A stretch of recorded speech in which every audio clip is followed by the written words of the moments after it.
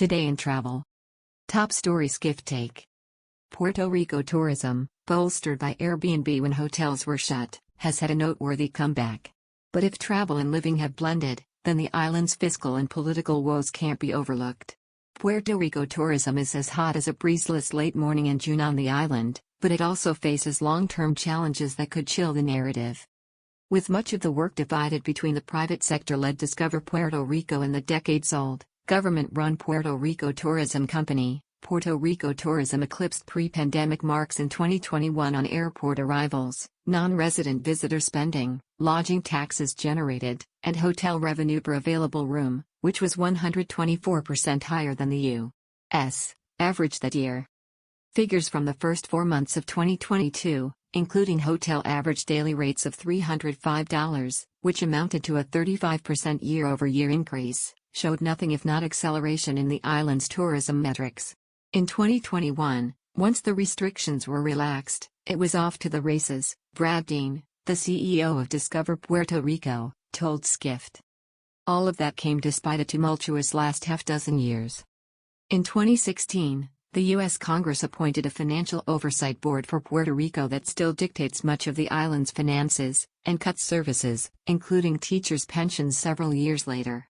A Zika outbreak took hold in 2016, as well.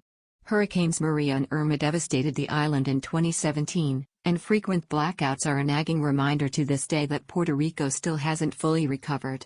Street protests led to the ouster of the governor in 2019, and 3 weeks of earthquakes starting in early January 2020 rattled the island's already fragile infrastructure. And then came the pandemic. Dean said Discover Puerto Rico retooled during the first months of the pandemic because he knew travel would be back, eventually. We did get to a point where we just didn't have enough work for everybody, but for the most part, we kept our team intact, he said. We wanted to keep the brand top of mind. So 2020 really ended up just being a year where we pushed the pause button on the progress that was already underway. The progress and setbacks in Puerto Rico are a useful guide for other destinations struggling to make their way back from the depths of the pandemic, shining a light on how to traverse a travel industry now forced to stay nimble while meeting travelers' new expectations. Meanwhile, while not a Puerto Rico-specific issue, there are early signs that U.S. consumers, and perhaps others, are cutting back on travel and dining as inflation rages. You can't separate tourism from Puerto Rico's colonial status. With digital nomads wandering the earth, and if barriers have indeed broken down between travel and living, as articulated by Airbnb's Brian Chesky and Skift's Rufat Ali, among others, then it is fair to say the island's tourism must coexist with the tax breaks that American mainlanders can wrangle in Puerto Rico that are unavailable to Puerto Ricans, the sentiment that Airbnb is dominating what otherwise might be reasonably priced rental housing for locals, unchecked development in environmentally sensitive locations, and the fact that the island's 78 municipalities might be divided between tourism haves and have-nots. Then throw into the mix the fact that the island is officially a U.S. territory, but actually is a colony of the U.S., where Puerto Rican residents, who are U.S. citizens and have served in the U.S. armed forces in Vietnam, Afghanistan, and Iraq, can't vote for U.S. president. The U.S. grabbed Puerto Rican after invading the island in 1898 at the tail end of the Spanish-American War. Because of the Jones Act, the island can't import food and goods directly from other countries, but must have them first going through U.S. mainland ports, which drives up prices. Crystal Diaz, who hosted the Skift team last Wednesday night at the Jajome Terrace farm-to-table restaurant in Cayey during a company retreat, told us, more than 80% of Puerto Rico's food is imported despite hundreds of thousands of acres of potential farmland laying fallow. Puerto Rico's tourism bodies don't have the mandate or power to fix all of the island's structural and decades-old issues, but some of them fall within their portfolios. The Puerto Rico Tourism Company, for example, shares some of the destination management responsibility with government agencies. The good and the bad of Puerto Rico tourism. Hector Pesquera is a retired family physician who splits his time between San Juan and Puerto Rico's Culebra Island, where his son runs a guest house, Hostal Casa Culebra. He said the majority of tourism is good, and it's especially important in Culebra for the water taxis, restaurants, and bed and breakfasts. In a separate interview, his son Sergio Pesquera, said the biggest problem with Culebra tourism is it is very difficult to make a ferry reservation to get there. The ferry websites often shows tickets are sold out, and if you call no will answer, he said, adding that tourists aren't allowed to bring their cars like they were before the pandemic. Hector Pesquera said Airbnb has had a positive impact on Culebra. However, tourism has a negative impact when travelers don't safeguard the island's natural resources, Hector Pesquera said. A minority comes just to mess things around, he added. Hector Pesquera said when people from U.S. states move to Puerto Rico to extract certain tax exemptions and buy everything they can, that's not good for the island. A Centro de Periodismo Investigativo investigation, it's the same group that uncovered the homophobic chats that led to the 2019 ouster of Governor Ricardo Rosselló, found last year that Act 22 tax incentives for non-Puerto Rican investors that were geared to generate job growth and other benefits for the local economy never materialized. From being an instrument to attract millionaires and foreign investment, Act 22 went on to become a haven for cryptocurrency fans, YouTube personalities and consultants, the story said. Puerto Rico tourism gets a new structure. How did Puerto Rico tourism get to this juncture? In 2017, 6 months before Hurricane Maria, the Puerto Rican government revamped its tourism board structure. It created privately led Discover Puerto Rico to assume and supplement some of the work of the decades-old, government-run Puerto Rico Tourism Company. The latter body now handles tourism marketing within Puerto Rico, is in charge of destination management, and oversees much of the island's relationships with, and financial incentives for, airlines and cruise lines. Discover Puerto Rico took over marketing Puerto Rico tourism outside the island and is in charge of meetings and conferences. One of the ideas behind the change was to avoid the lack of strategy consistency and the constant revolving door among Puerto Rico's tourism leadership, because when tourism was solely government-run, that meant there was executive turnover with each new occupant in La Fortaleza, the governor's official residence. Puerto Rico hasn't re-elected a governor since the 1990s, so every few years the leadership of the Puerto Rico Tourism Company, which previously headed all of the island's tourism marketing, got overturned, just as it did in 2021 when Carlos Mercado Santiago replaced Carla Campos in the top spot with the election of a Governor Pedro Pierluisi.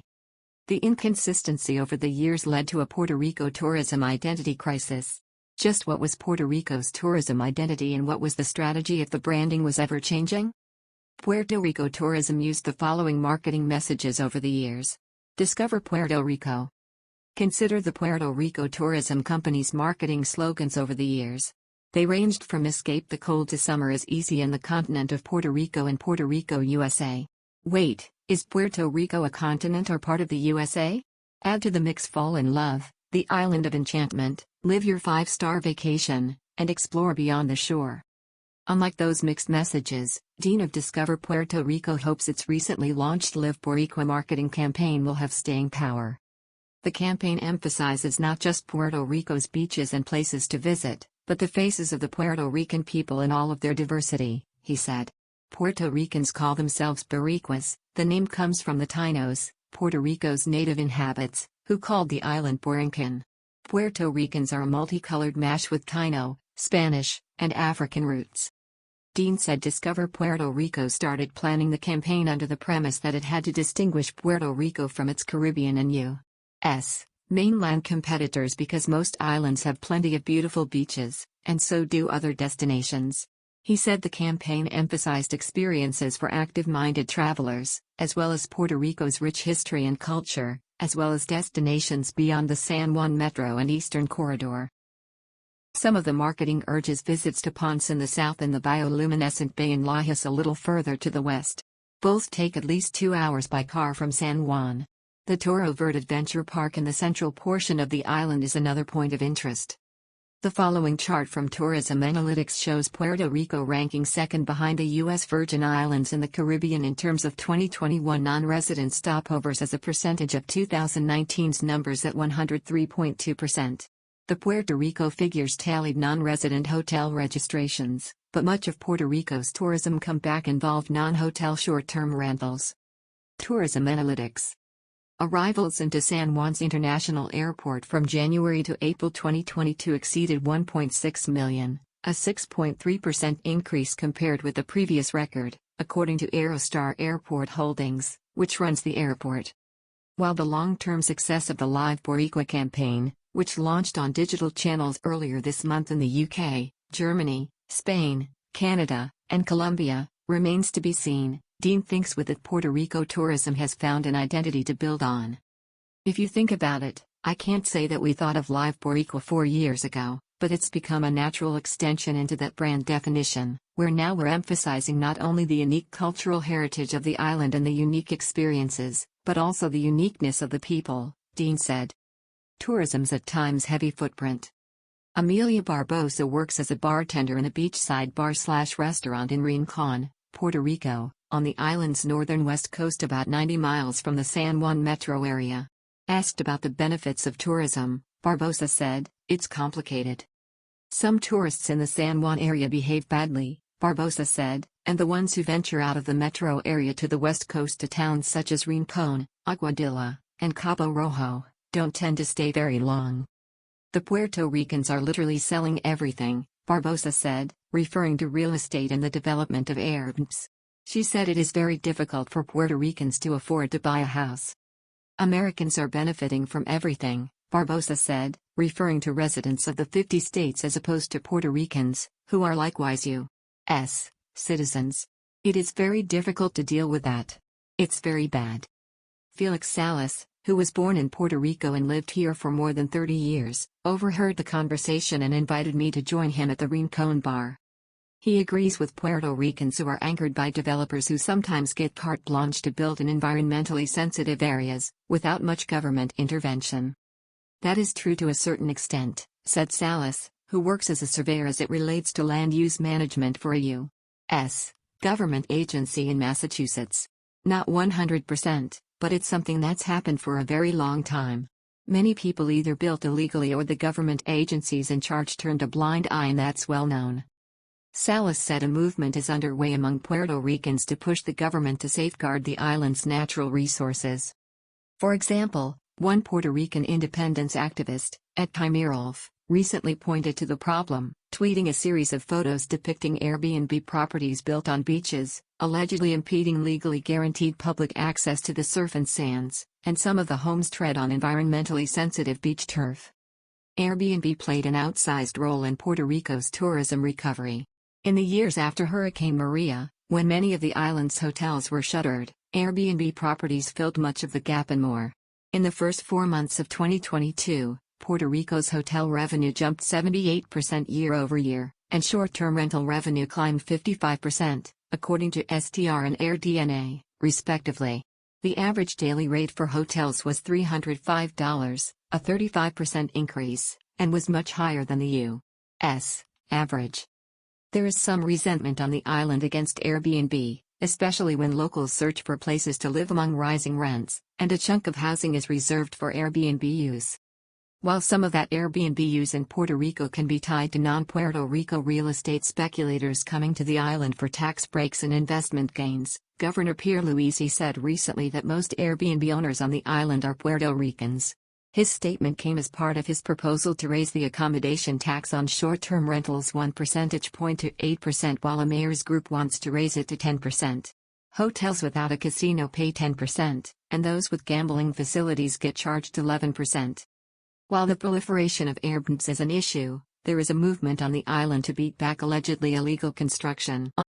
On the west coast in Rincon, a months-long protest on Playa Almendros that had demonstrators lay down in front of construction equipment on the move, beat back a condo's attempt to construct a swimming pool perilously close to the shoreline and in an area where turtles nest. Protest signs to stop a condo's swimming pool construction on a Rincon, Puerto Rico beach perilously close to the shoreline. Dennis Shaw, a cousin of Governor Pierluisi, was a resident of the condo that was trying to build the swimming pool. Elsewhere in Rincon, an assortment of community groups and local businesses built a hiking trail along the beach near the marina underneath some palm trees to stave off a threatened hotel development. Signs along the trail and through the town read, "Salva Tres Palmas, no destruyas Rincon, save Tres Palmas, don't destroy Rincon." A hiking trail built by community groups near the marina and a beach in Rincon, Puerto Rico, geared to stave off hotel construction. Dennis Shaw. Destination management, in terms of developers seeking financial incentives for large projects such as hotels, would be the responsibility of the Puerto Rico Tourism Company. Its CEO didn't respond to an interview request.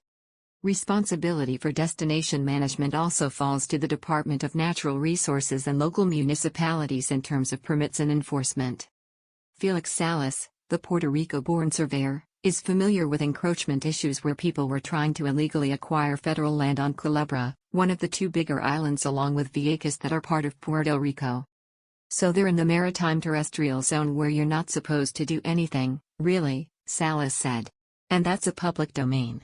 It was a pretty straightforward case, but we realized that Puerto Rico needs a lot more attention from our headquarters and from all federal agencies.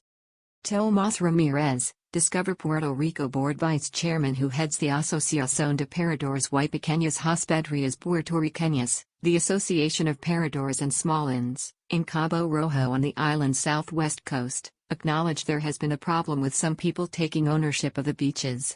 We have had some large developers purchasing properties near the beach and closing access. Ramirez, who also owns the Combate Beach Resort in Cabo Rojo, said there are some airbnbs in places they should not be. However, it is not a large problem yet, he claimed. The Puerto Rico Tourism Company, the natural resources agencies and the Puerto Rico Tourism Company weren't doing adequate jobs in safeguarding the island's development. He contended things are improving, though. It was a matter of execution and enforcement, Ramirez said. It is happening. Community engagement and dispersing the island's visits. Skift editor-at-large Labawat Lily Girma has written several articles about how Panama tourism, and tourism officials in Hawaii, are in the forefront of those seeking to connect local communities to tourism strategy. Ramirez said engagement with local communities is happening little by little in Puerto Rico.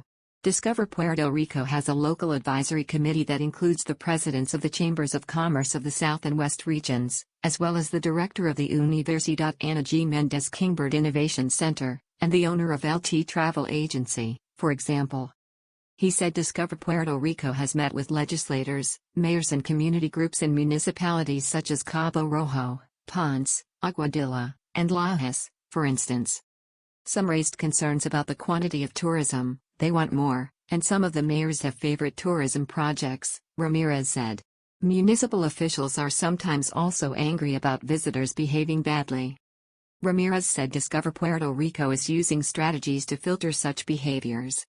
He pointed proudly to the fact that around 90% of Puerto Rico's off-island marketing used to be directed toward visiting the San Juan metro area or beach vacations, and that now 30 to 40% of promotions go beyond the corridor from Dorado to Fajardo, Castillos Urales and Ponce.